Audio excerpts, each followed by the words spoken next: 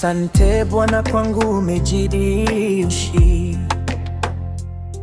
kama ngao ya siri usiku wa machozi, na mchana wa vita vilivyoonekana kunimeza.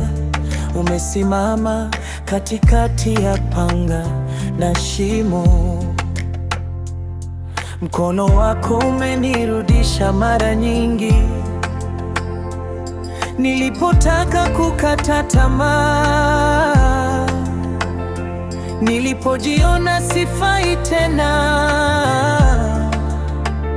Ulimnenea roho yangu kwa sauti tulivu, ukanita jina langu, ukakumbuka mavumbi yangu na bado ukanipamba kwa rehema zisizoishi. Ukafunga mlango wa ajali na maanguko iliyoyastahili, na kufungua mlango wa pumzi mpya. Ukaondoa hofu iliyofunga kifua changu, ukaifuta hukumu iliyoandikwa juu yangu. Kwa damu ya mwanao msalabani, Mungu wa milele, ninapoinua mikono yangu leo, si kwa sababu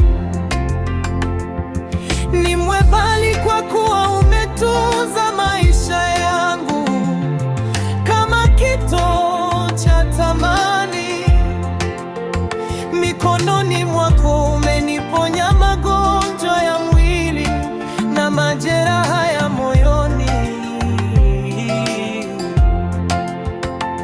Ukavunja laana za ukoo na minyororo ya siri niliyoificha kwa watu, lakini si kwa macho yako. Umetembea nami kwenye bonde la kivuli cha mauti, pale marafiki walipogeuka na damu ilipoganda kwa woga, bado ulinitangaza kuishi. Ukaniandikia ukurasa mwingine wa siku, ukaifanya aibu yangu kuwa ushuhuda. Utukufu wako mbele ya waamini wote na wasioamini, ili wajue kuwa Kristo